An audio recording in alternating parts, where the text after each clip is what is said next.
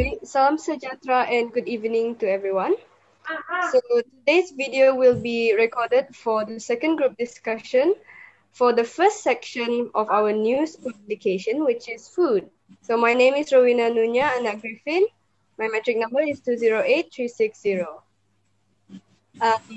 Members, please introduce yourself. Okay, hi, I'm Nur Fatin Kamila binti Fauzi. My matrix number is 208890. Thank you. Hi, my name is Siti Aisyah binti Azizan and my matric number is 208317. Thank you. Hello and a very good evening. My name is Nurul Fatiha binti Muhammad Azali and my matric number is 207791. Thank you.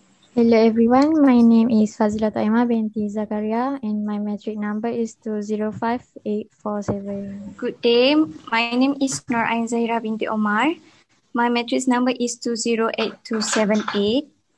Hello, my name is Nur Umi Umairah binti Zaharuddin. My matric number is 207342. Thank you.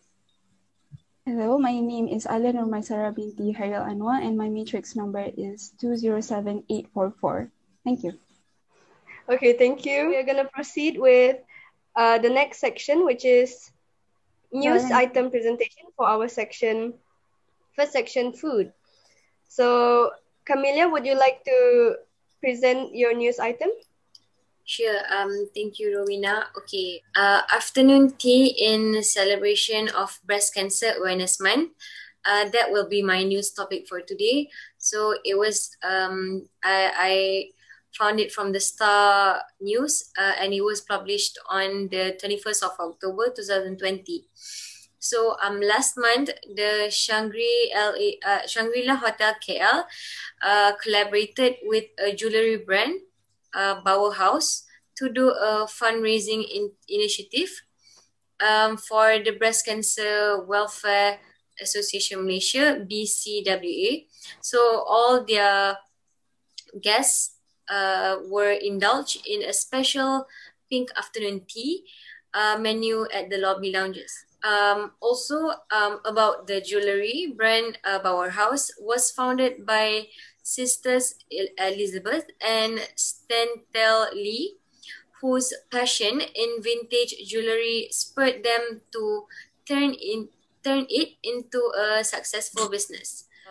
That's all from me. Thank you. Thank you, Camelia. So next, I would like to invite Aisha for her news presentation. So for my news article, I choose the impact of COVID-19 to the food industry, and I found this article from the food quality and security. Due to the pandemic, governments around the world have made significant restrictions in the transportations of goods as well as in the migrations of labor. In developing and underdeveloping countries, temporary or seasonal employment is common, especially for planting, sorting, harvesting, processing, or transporting crops to the market. Therefore, the supply chain is significantly affected as a result of the absence of local or migrant workers due to the sickness or travel restriction imposed by the lockdown. It also weakened not only production abilities for others, but also their own food safety, in cases where the disease directly affects their health or movements. Centralized food manufacturing is another factor that caused disruptions of food chains during this COVID-19. This paradigm helped the food processor to increase productions and reduce their costs. However, centralization has some drawbacks, such as rigid and lengthy supply chain issue. By using low cost of production in a large facility to meet the demand might create problems such as closure of the entire facility in case of an outbreak, leaving high capacity production lines with less alternative. There are also many reports that farmers were forced to destroy their product by burning or leaving them to spoil due to the restriction. Shutdown of many food service establishments such as restaurants, hotels, and catering causes chain effect. Processors cut down orders with growers cut down their orders with seed farmers, and made more than half of the producing industry were stranded on seed farm. These facilities that are built directly for food service could not just suddenly switch and make them able to sell into retail. This has caused surplus amount of production. Thank you. Okay, thank you, Aisha. So now we proceed with Fateha's news item. Okay, thank you, Rowena. So as we have choose the theme of food, so I choose the title of mediated food allergy in children. So when is food allergy occur? Food allergy occur when the body immune system sees a certain food as harmful and reacts by causing one or more symptoms. So there are two types of food allergy. The first is IgE mediated or known as immunoglobulin E, and the second is non-IgE mediated. So what is IgE mediated? IgE mediated is cause children's immune system to react abnormally when exposed to one or more specific food, such as milk, egg, or peanut. So IgE mediated can react quickly with the symptoms for the children, such as rash, vomits, or some other symptoms that is anaphylaxis. So anaphylaxis is caused by the peanut.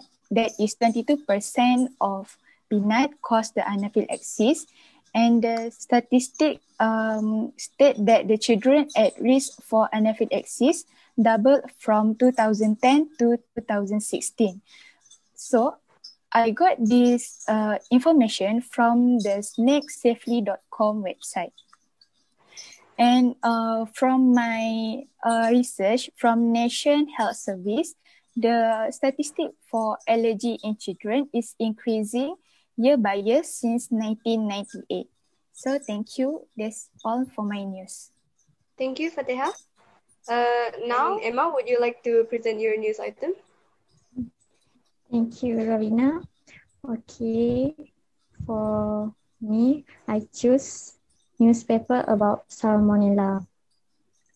The title of the newspaper is Salmonella strain in Malaysia, outbreak identified. I got this news from website of Food Safety News. So as we know, Salmonella is a type of bacteria that can be found in many food that we consume every day, such as chicken, egg, and it also can be found in fruit and vegetable. From this newspaper, it said Salmonella outbreak has killed 2 people and 83 people has infected. The source of this outbreak is from consumption of laksa, a type of noodle soup that many Malaysian people like to eat. From this newspaper, we know that we can take it easy because this bacteria, which is Salmonella, can cause death. I think that's all from me. Thank you. Thank you very much, Emma. Now, Ain, would you like to present your news item? Okay, thank you, Rowena. I have found an article entitled "A Bowl of This Soul Soup Will Lift Up Your Spirit." Let me brief a little bit about this article. From my point of view, this article can lead us to one of solution for our exhausted mind and body. This solution costs less money and we can just do it at home. In this article, it shows a recipe about this soul soup. Can you imagine this year? It feels like entire weeks, months, and seasons have been rough on everyone. We all need some cheering up to lift our spirits. With this recipe of soul soup, we can do that with only preparing a soul soup at our home. This soul soup is made with mushrooms, soup bok choy, and fried shallot. After you taste it, it will leave you wanting more. In this article, it will show you the entire ingredients, that you will try it at home. So if everyone try it, we can deal with our mental health and be happy at every time. I got this article from Malay Mail, and I think that's all from me. Thank you. Thank you, Ain. So now, Alia, would you like to present your news item? The news I am going to present about today is actually a completely new category that you guys might not be familiar with it. So in the food and dairy industry, it is called animal-free dairy milk, which is by a company called Perfect Day, founded by 2 certified bioengineers. So first, I'm going to brief about the technology behind this animal-free dairy milk, how it's made. So basically, they take genes from cow to make the genes to make specific proteins, and then they insert this gene into microbes, yeast for specific. And then this engineered yeast undergoes fermentation to create something that is nutritionally identical to the dairy proteins that cows make. And then they harvest this protein and then combine it with plant-based fats, minerals, sugars, which were all obtained separately, okay, to make this milk. The price of this animal-free dairy milk is actually twice the price of a regular cow's milk, so it is harder to market for us.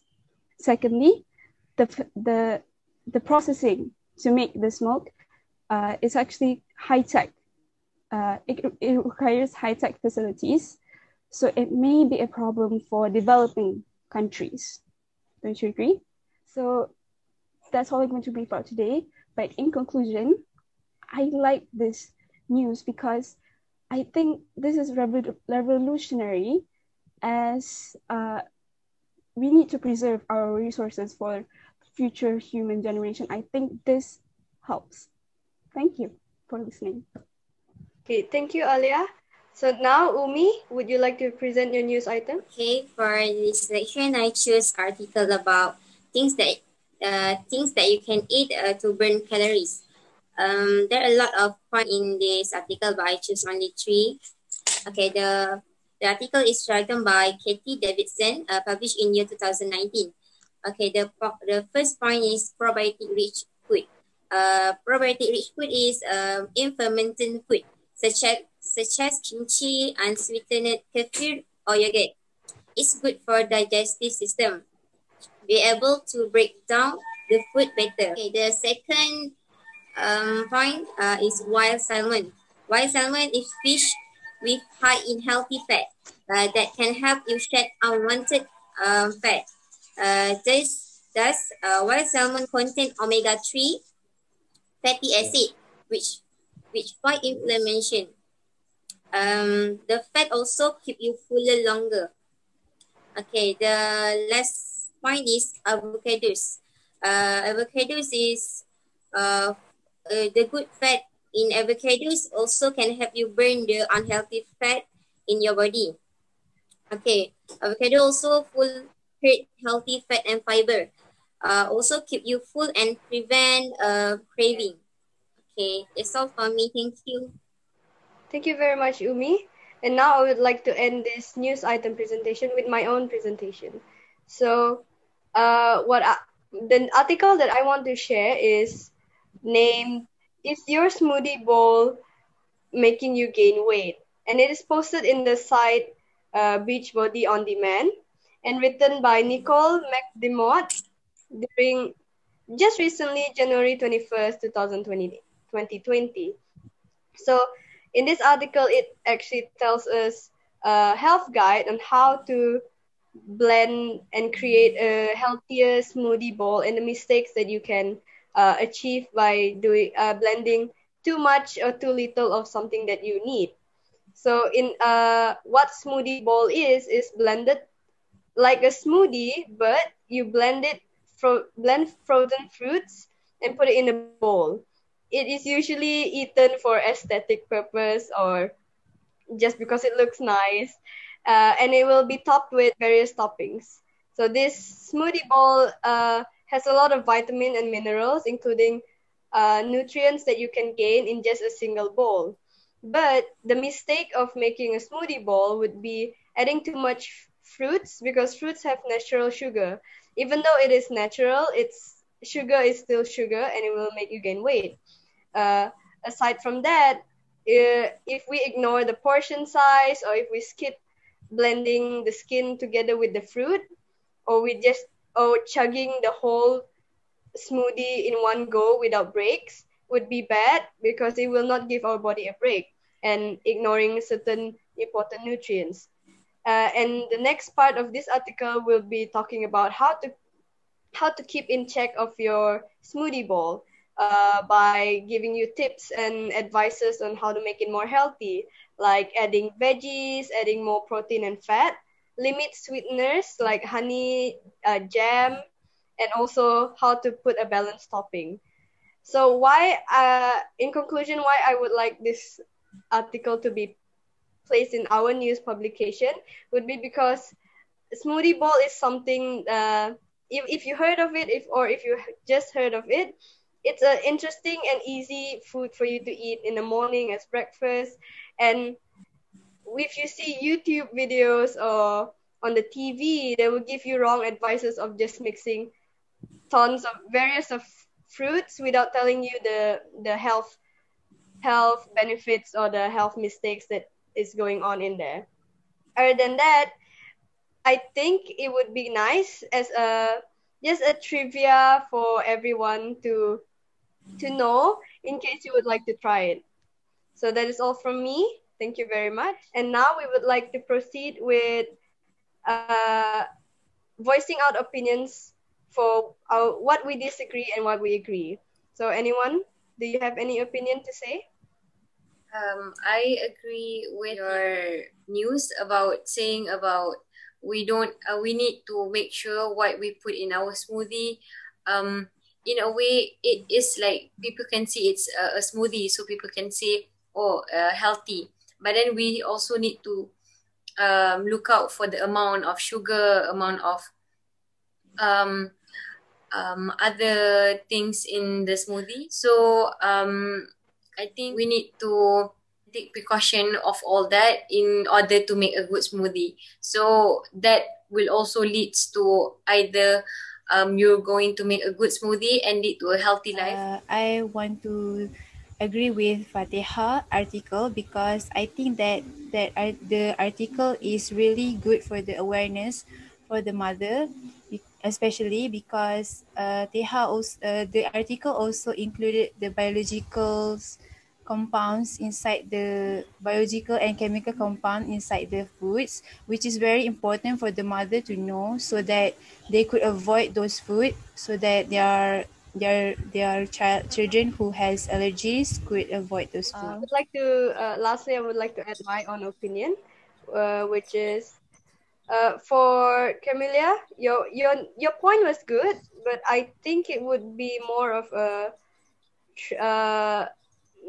not something you would want to put inside a news publication, due to it being a general knowledge of something you can find anywhere, and maybe it doesn't hold much importance to the news article regarding the food section. For Aisha, for the it's about COVID for to food industry.